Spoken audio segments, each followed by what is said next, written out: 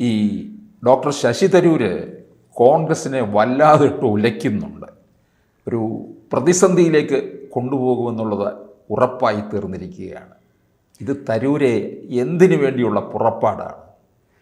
ഇതിപ്പോൾ വിജയനാഥ് പറയുന്ന പോലെ തന്നെയാണ് മിക്ക മാധ്യമപ്രവർത്തകരും വിലയിരുത്തുന്നത്. ശശി തരൂർ എന്തോ വലിയ കുറ്റം ചെയ്തു എന്ന് പറയുന്നത് പോലെയാണ്. വാസ്തവത്തിൽ അദ്ദേഹം സഹി കെട്ടിരിക്കുകയാണ്. ഇതുപോലെ ദേശാന്തര തലത്തിൽ ബഹുമതികൾ ആർജിച്ചിട്ടുള്ള, ഞാൻ ആവർത്തിച്ചു പറയാം, ഐക്യരാഷ്ട്ര സഭയുടെ സെക്രട്ടറി ജനറൽ ആവാൻ യോഗ്യനായ ഒരു ഇന്ത്യൻ പൗരനാണ്. അദ്ദേഹം എഴുതിയ പുസ്തകങ്ങളുടെ മികവ് കണ്ടാണ് സോണിയാഗാന്ധി അദ്ദേഹത്തിന് ചുവപ്പ് പരവതാനി വിരിച്ച് കോൺഗ്രസിലേക്ക് ആനയിച്ചു കൊണ്ടുവന്നത്. ഇത് വളരെ വ്യക്തമല്ല. ശശി തരൂർ എനിക്ക് ഇവിടെ ഒരു അംഗത്വം തരണമെന്നൊരപേക്ഷയും സമർപ്പിച്ചിട്ടില്ല. അദ്ദേഹത്തിൻ്റെ മഹത്വം കൊണ്ട്, ദേശാന്തരീയമായിട്ടുള്ള ബഹുമതികൾ കൊണ്ടും ആദരം കൊണ്ടും അദ്ദേഹത്തെ കോൺഗ്രസിലേക്ക് അനുവദിക്കരുത്. എങ്ങനെയാണ് ഡോക്ടർ മൻമോഹൻ സിംഗിനെ പിടിച്ച് പ്രധാനമന്ത്രിയാക്കിയത്, അതുപോലെ തന്നെയാണ് ഇവിടെ കേരളത്തിലെ ചില പത്രപ്രവർത്തക കൂപമണ്ടൂകങ്ങൾ പറഞ്ഞുകൊണ്ടിരിക്കുന്നത്. ഈ ശശി തരൂർ എന്തു ചെയ്തു? പാർട്ടിക്ക് വേണ്ടി അതാണ് ചോദിക്കുന്നത്. കൊടിമരം ചുമന്നിട്ടുണ്ടോ? അദ്ദേഹം സ്റ്റേജ് കെട്ടിയിട്ടുണ്ടോ? പെട്ടി ചുമന്നിട്ടുണ്ടോ? ഏതെങ്കിലും സെക്രട്ടേറിയറ്റിന് മുന്നിൽ നടക്കുന്ന ഏതെങ്കിലും ജനകീയ പ്രക്ഷോഭണങ്ങളിൽ പോയിട്ട് മൈക്കെടുത്ത് പ്രസംഗിച്ചിട്ടുണ്ടോ? പത്രസമ്മേളനം നടത്തിയിട്ടുണ്ടോ? ഇതൊക്കെയാണ് അവർ ചോദിക്കുന്നത്. നരേന്ദ്രമോദിയെക്കുറിച്ച് ഇത് തന്നെയാണ് ചോദിച്ചുകൊണ്ടിരിക്കുന്നത്. വിവരക്കേടനല്ലെന്ന് അല്ലാതെ എന്താ ഇതിനെക്കുറിച്ച് പറയുക? ശശി തരൂർ എന്ന് പറയുന്നത് നമ്മൾ ആദ്യം മനസ്സിലാക്കേണ്ട ഒരു കാര്യം, അദ്ദേഹം ആ സ്റ്റേച്ചറിലുള്ള ഒരു നേതാവല്ല. നിങ്ങൾ നോക്കൂ, മൻമോഹൻ സിംഗ്, ഞാനിപ്പോൾ താരതമ്യം ചെയ്യാൻ എനിക്കിപ്പോൾ മൻമോഹൻ സിംഗിനെ മാത്രമേ കിട്ടുന്നുള്ളൂ. അദ്ദേഹം എത്ര കൊടി പിടിച്ചിട്ടുണ്ട്, ജാഥ നയിച്ചിട്ടുണ്ട്, സെക്രട്ടേറിയറ്റിന് മുന്നിൽ പോയി പ്രകടനം നടത്തിയിട്ടുണ്ട്, റാലികൾ നടത്തിയിട്ടുണ്ട്, പദയാത്ര നടത്തിയിട്ടുണ്ട്, എന്തെങ്കിലും നടത്തിയിട്ടുണ്ട്. പോട്ടെ, ശശി തരൂർ 4 പാർലമെൻറ്റുകളിൽ കോൺഗ്രസിൻ്റെ അഭിമാനം ഇവിടെ നിലനിർത്തി. തിരുവനന്തപുരത്ത് തലസ്ഥാനത്ത്. മൻമോഹൻ സിംഗ് ഒരൊറ്റ പാർലമെൻറ്റ് അതായത് ലോക്സഭാ തെരഞ്ഞെടുപ്പ് ജയിച്ചിട്ടുണ്ടോ? നിന്നിട്ടില്ല. നിൽക്കണമെന്ന് നിർബന്ധിച്ചപ്പോഴും അദ്ദേഹം നിന്നില്ല. അദ്ദേഹം രാജ്യസഭാ സീറ്റ് കൊണ്ട് തൃപ്തിപ്പെട്ടു. സോണിയാഗാന്ധി പറയുന്നതെല്ലാം തൊഴുകൈകളോടെ സ്വീകരിച്ചു. രാഹുൽ ഗാന്ധിയുടെ അപമാനവും സഹിച്ചു. അതെ, ഒരു വാക്ക് പോലും പറയാതെ. എല്ലാവരും അങ്ങനെയാണെന്ന് കരുതേണ്ടതില്ല. നിങ്ങൾ ഒരുപാട് തഴഞ്ഞു ശശി തരൂരിന്. കേരളത്തിൽ ഒരുപാട് തഴഞ്ഞു. ഇദ്ദേഹത്തിനോട് തങ്ങളുടെ നേതൃത്വവും തങ്ങളുടെ സ്റ്റേറ്റസും പോകുമോ എന്നുള്ളൊരു വിചാരത്തിലാണ് കേരളത്തിലെ നേതാക്കൾ പെരുമാറിയിട്ടുള്ളതെന്നും. അദ്ദേഹത്തിന് ഒരു അംഗീകാരവും നൽകിയിരുന്നില്ല. അദ്ദേഹം പറഞ്ഞത് വ്യഥയോടുകൂടിയാണ്. അദ്ദേഹം ഇത് അങ്ങനെ അങ്ങോട്ട് കയറി പറഞ്ഞതും പ്രസ്താവന നടത്തിയതും പത്രപ്രസ്താവന നടത്തിയതും അല്ല. തന്നോടൊരാൾ വന്ന് ചോദിച്ചു, അപ്പോൾ ഒരു വെസ്റ്റേൺ എഡ്യൂക്കേറ്റഡ് മാനായിട്ടുള്ളതിൻ്റെ ഒരു ഫ്രാങ്ക്നെസ്, ആ നേച്ചർ ഫ്രാങ്കായിട്ട് അദ്ദേഹം പറഞ്ഞു.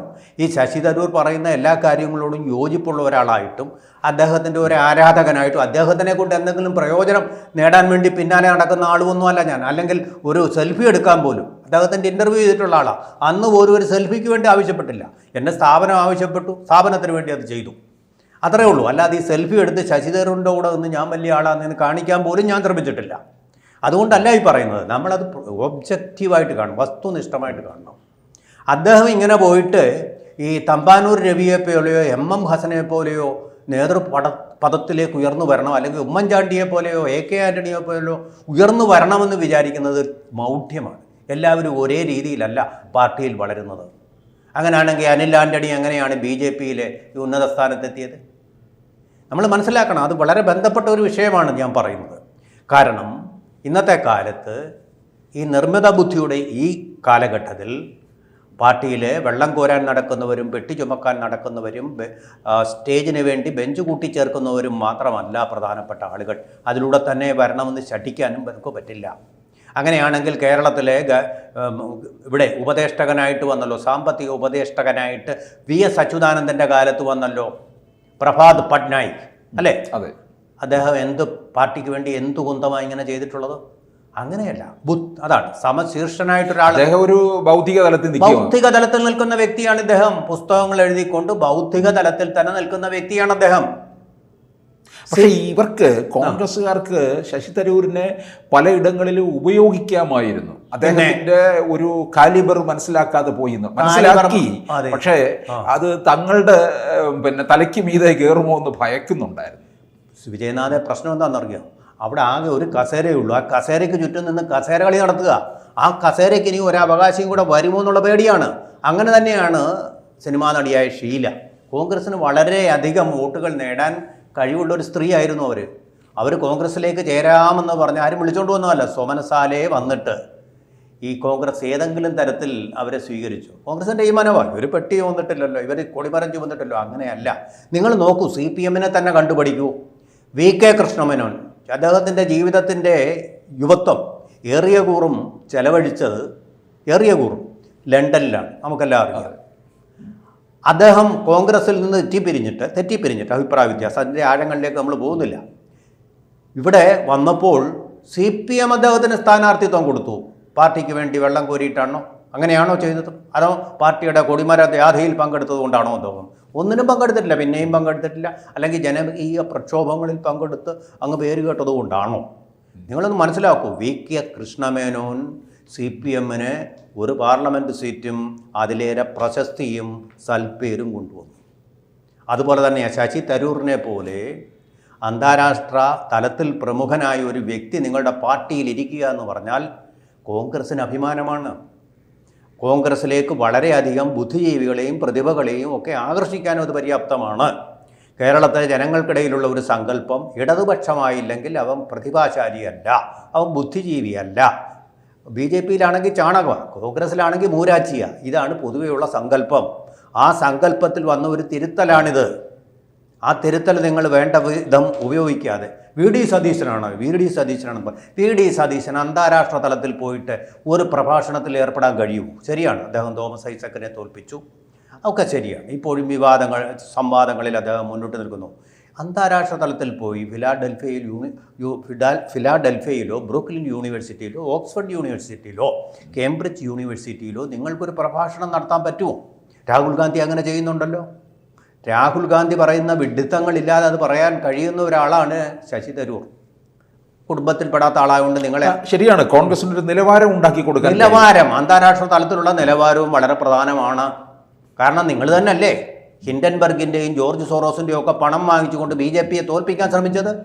അവരുടെ പണം വാങ്ങിച്ചുകൊണ്ട് നിങ്ങൾ ഭാരത് ജോഡോ യാത്ര നടത്തിയില്ലേ? അപ്പോൾ അന്താരാഷ്ട്ര തലത്തിൽ നിങ്ങൾക്കൊരു പ്രതിച്ഛായ വേണ്ടേ? അതിനൊരു മുഖം വേണ്ടേ? ആരുണ്ടിപ്പോൾ? ഗ്രൂപ്പ് ഓഫ് 23 എന്ന് പറഞ്ഞാൽ എല്ലാത്തിനെയും പുറത്താക്കിയില്ലേ? എത്ര പേരെയാണ് ബുദ്ധിജീവികളായിട്ടുള്ള, ഓക്സ്ഫോർഡ് എഡ്യൂക്കേറ്റഡ് ആയിട്ടുള്ള, അല്ലെങ്കിൽ JNU എഡ്യൂക്കേറ്റഡ് ആയിട്ടുള്ള കോഫി ഹൗസ് ബുദ്ധിജീവികളെന്ന് നമ്മൾ കളിയാക്കി പറയാറുള്ള ആ ബൗദ്ധിക തലം ഇന്ന് കോൺഗ്രസിനുണ്ടോ? രാഹുൽ ഗാന്ധിക്കുണ്ടോ? മല്ലികാർജുൻ ഖാർഗെ പറയുമോ ബ്രൂക്ലിൻ യൂണിവേഴ്സിറ്റി പ്രഭാഷണം നടത്തും? അന്താരാഷ്ട്ര മുഖം വേണം. BJPക്ക് അങ്ങനെ ധാരാളം ആൾക്കാരുണ്ട്. ഇപ്പം ഈ തരൂരിനെ ഇപ്പം തള്ളാനും വയ്യ കൊള്ളാനും വയ്യാത്ത ഒരു സ്ഥിതിയിലാണെന്ന് തോന്നുന്നു കോൺഗ്രസ്സിന്. അല്ല, അദ്ദേഹം അതുകൊണ്ടാണ് പറഞ്ഞത്. നിങ്ങളിങ്ങനെ നമ്മളിപ്പോൾ അദ്ദേഹത്തിനെ വിമർശിക്കുക, അദ്ദേഹത്തിന് കുഴപ്പമില്ല. അദ്ദേഹം പറഞ്ഞത് എന്താണ് അന്ന് തന്നെ? ഞാൻ എന്ത് പാർട്ടിക്ക് വേണ്ടി എന്ത് തെറ്റാണ് ചെയ്തത്, നിങ്ങളത് തെളിയിച്ചു തരൂ, പറയൂ. അപ്പോൾ ഞാൻ അതിന് മറുപടി പറയാം. ഞാൻ ഏത് വിധത്തിലാണ് CPMനെ സഹായിച്ചത് അത് പറയൂ. ഒറ്റയാൾ പറഞ്ഞില്ലല്ലോ, കളിയാക്കിയതല്ലേ ഉള്ളൂ. അതുപോലെ തന്നെ അദ്ദേഹം പറയുന്നത്, ഞാൻ പാർട്ടിയിലിരിക്കുന്നത് നിങ്ങൾക്കൊരു ശല്യമായി തോന്നും. അതാണിപ്പോൾ ശരിയായിട്ടുള്ള സ്ഥിതി. ഈ പത്രക്കാർ പറയുന്ന പോലല്ല, ഇവർക്കൊരു ശല്യമാണ്. ഇയാളിരുന്ന് കഴിഞ്ഞാൽ KC വേണുഗോപാലോ അല്ലെങ്കിൽ സോണിയാഗാന്ധിയോ മുഖ്യമന്ത്രി പദം എടുത്ത് ഇദ്ദേഹത്തിന് കൊടുത്തു കഴിഞ്ഞാൽ തങ്ങൾ ആറ്റുനോറ്റിരുന്ന സ്വപ്നം തകർന്ന് തരിപ്പണമായി തീരുമോ എന്നുള്ളൊരു പേടി, ആ ഭയാശങ്കയാണ് ശശി തരൂരിനെ പുറത്താക്കാൻ. പണ്ട് എങ്ങനെയാണോ KPCC പ്രസിഡന്റ് VM സുധീരൻ്റെ സാന്നിധ്യത്തെ ഇവരൊറ്റക്കെട്ടായി എതിർത്തത്, അതുപോലെ ഗ്രൂപ്പ് വൈരം മറന്ന് അവരെല്ലാം കൂടെ ഒറ്റക്കെട്ടായിട്ട് ഫൈറ്റ് ചെയ്യുകയാണ്. അതുകൊണ്ട് ശശി തരൂർ പറയുന്നത് വളരെ ശരിയാണ്. ഇതുവരെ ഹൈക്കമാൻഡിന് പോലും ഉണ്ടാക്കാൻ കഴിയാത്ത ഒരു ഐക്യം ഞാൻ മൂലം ഉണ്ടാക്കാൻ കഴിഞ്ഞതിൽ സന്തുഷ്ടനാണ്. അതാണ് അതിൻ്റെ സത്യം, പരമാർത്ഥം. കോൺഗ്രസ്സുകാർക്ക് ജയിക്കാൻ അറിയില്ല, പ്രതിപക്ഷത്ത് കിടന്ന് ഇനിയും നരകിക്കാനേ. ഇതോടുകൂടി മുസ്ലിം ലീഗ് ഒരു തീരുമാനമെടുക്കും. ഉറപ്പായിട്ടും മുസ്ലിം ലീഗ് നോക്കിക്കോ, അത് ഏത് തരത്തിലുള്ള ഇപ്പോൾ വാണിംഗ് കൊടുത്തിരിക്കുക. ഒന്നുമില്ല, അവർക്ക് അധികാരത്തിലില്ലാതെ അരനാഴിക നേരമെന്ന് പറയുമല്ലോ പാറപ്പുറത്ത്, അരനാഴിക നേരം പോലും തുടരാൻ പറ്റാത്ത അവസ്ഥയാണ്. അതുകൊണ്ട് അവർ ചൂടുമാറും. കാരണം അവരുടെ രാഷ്ട്രീയ ഭാവി അവർക്ക് നോക്കിയേ പറ്റൂ. കോൺഗ്രസിൻ്റെ രാഷ്ട്രീയ ഭാവി കോൺഗ്രസ് നോക്കുന്നില്ല. ഓരോ വ്യക്തികളുടെയും പി.ഡി. സതീശൻ എനിക്ക് മുഖ്യമന്ത്രിയാവണം, രമേശ് ചെന്നിത്തല എനിക്ക് മുഖ്യമന്ത്രിയാവണം, അങ്ങനെ പലർക്കുമുള്ള ആ ഒരു ആഗ്രഹങ്ങൾ മാത്രമായിട്ട് കോൺഗ്രസ് അധപ്പതിച്ചിരിക്കുക. പാർട്ടിയുടെ നില അതിനെക്കുറിച്ച് ഒരു പരിതാപവും ആർക്കുമില്ലെന്നുള്ള വളരെ പരമദയനീയമായിട്ടുള്ളൊരു സത്യം. കോൺഗ്രസ്സുകാരനല്ലാത്ത എന്നെ പോലും വിഷമിപ്പിക്കുന്ന ഒരു ദുർഘട സന്ധിയിലാണെന്ന് കോൺഗ്രസ് എന്ന് മാത്രമേ പറയാൻ കഴിയൂ. കൂടുതൽ വാർത്തകളും വിശേഷങ്ങളും നിങ്ങളിലേക്ക് എത്താൻ ABC മലയാളം സബ്സ്ക്രൈബ് ചെയ്യുക, ബെൽ ബട്ടണും അമർത്തുക.